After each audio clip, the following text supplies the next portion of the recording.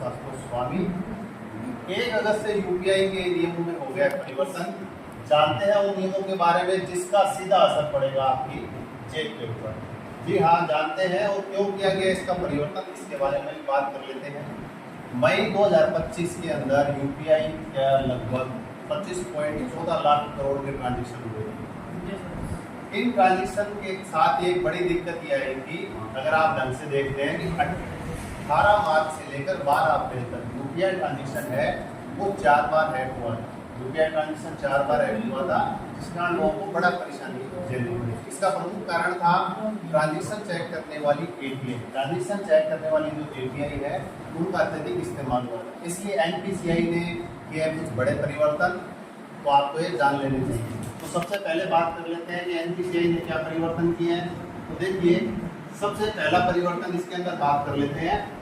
अगर आप बार बार सबसे पहले बात कर लेते हैं कि आप कितनी बार अपने बैलेंस को चेक कर सकते हैं। अगर आपके पास एक ऐप है तो एक दिन के अंदर, देखिए यहाँ दिया हुआ है, एक दिन में केवल आप 50 बार अपना बैलेंस चेक कर सकते हैं। अगर आपके पास 2 ऐप है तो आप 50 बार एक ऐप की और 50 बार दूसरी आपका बैलेंस चेक कर सकते हैं।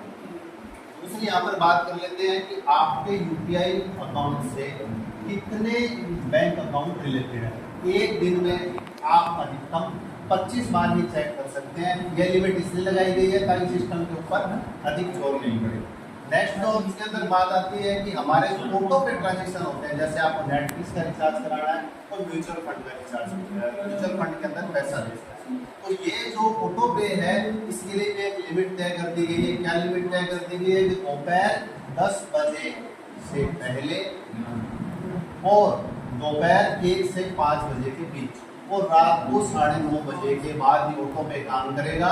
इसके अलावा अगर आपको कभी आपका जैसे नेटफ्लिक्स का रिचार्ज अगर खत्म हो जाता है तो आप नेट बैंकिंग का यूज कीजिए या फिर दुकान के ऊपर जाइए और वहाँ से रिचार्ज कीजिए। लेकिन अगर आप ऑटो पे ट्राई करेंगे तो ऑटो पे फेल हो जाएगा।